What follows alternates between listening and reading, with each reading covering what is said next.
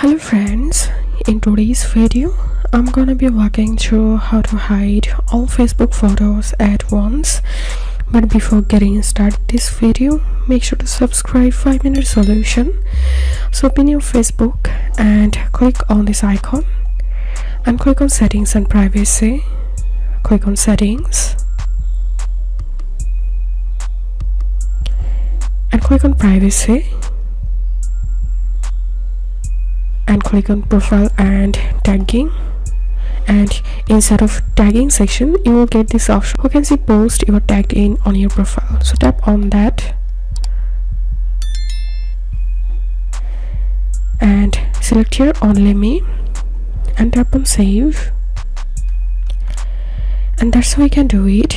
If this video helped you, make sure to subscribe 5-Minute Solution. Thank you for watching.